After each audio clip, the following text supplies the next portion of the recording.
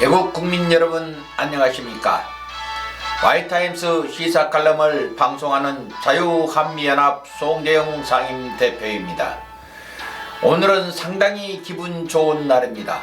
윤석열의 검찰이 문재인 정권과 추미애 압박에도 굴하지 않고 울산시장 선거 개입 관련자들인 백원우를 비롯한 13명을 불구속 기소했습니다.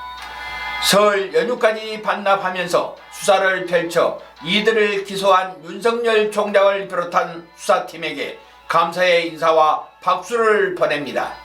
이제 이들의 혐의가 인정되고 죄가 낱낱이 밝혀져 정의가 바로서는 대한민국이 되기를 기원해 봅니다.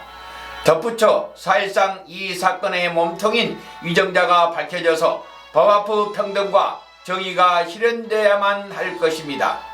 따라서 오늘 칼럼은 울산시장 선거 개입 청와대 측근 몽땅 기소 이제 문재인만 남았다라는 제목으로 방송을 시작하도록 하겠습니다. 아무쪼록 우리 애국민들의 구독과 무한 공유를 기다리도록 하겠습니다. 윤석열의 검찰이 드디어 해내고 말았습니다.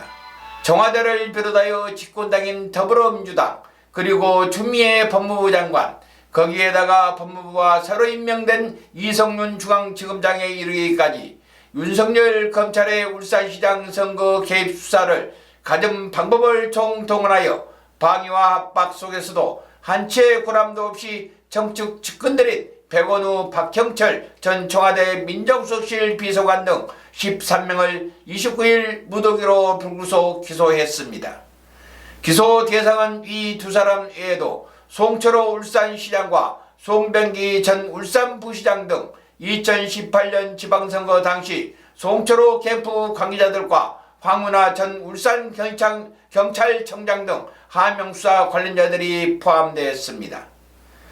이 중에 한병도 전 청와대 정무수석은 송 시장의 민주당 내 경쟁자에게 공직을 제안해 매수하려 했다는 혐의로 기소됐고 송 시장 선거 공약 수립을 불법적으로 지원한 혐의로 청와대 균형발전 비서관실의 선임 행정관도 재판에 회부됐습니다. 이는 울산시장 선거는 청와대의 사전 기획과 조직적인 개입에 의한 것이라고 윤석열의 검찰이 공식화하고 나선 것입니다.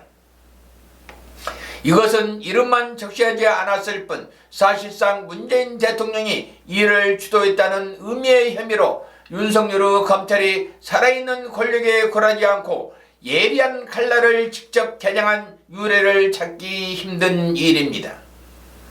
송철호 울산시장은 문 대통령과 호영호재하는 30년 지기 친구입니다.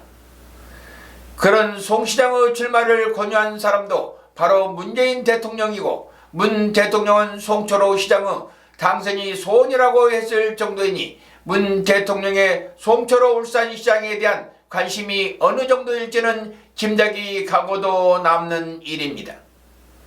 한마디로 검찰은 이 사건이 문 대통령의 이 같은 소원을 풀어주기 위하여 청와대가 전면적인 계획과 공작에 나선 것으로 보고 있는 것이라고 볼 수가 있습니다. 청와대는 송 후보 측이 넘겨준 관련 첩보를 경찰에 넘겼습니다.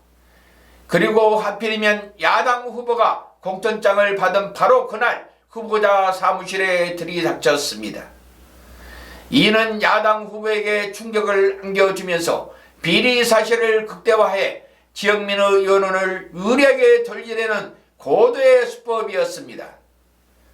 그리고 검찰이 증거가 없다고 보강수사를 지시했는데도 불구하고 막무가내로 기소를 해줄 것을 요구했습니다. 그러면서 언론 작업에 들어가 확정되지도 않은 비사실을 언론에 흘린 것으로 전해졌습니다. 누가 보아도 이것은 한 야당 후보를 놓고 공권력을 동원한 테러 행위였습니다.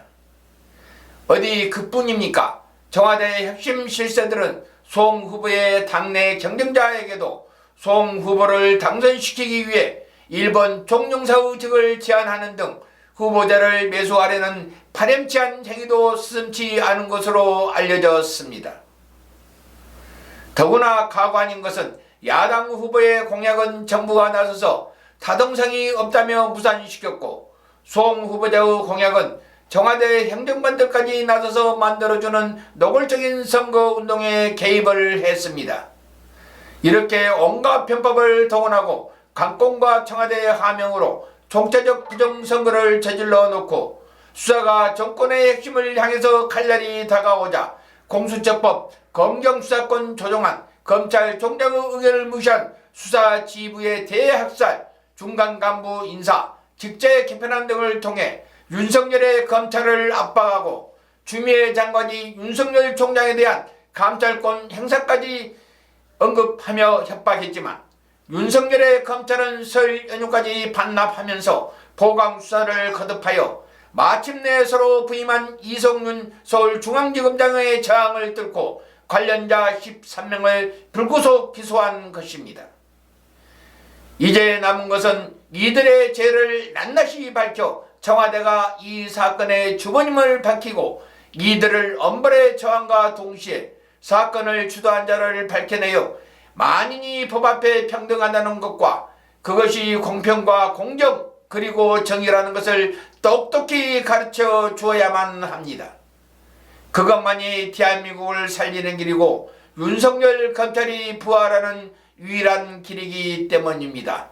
윤석열 검찰의 건투를 빕니다. 지금까지 경청해주신 여국 국민 여러분 대단히 감사합니다. 한미동맹은 우리 국민들의 마지막 생명선입니다. 안녕히 계십시오.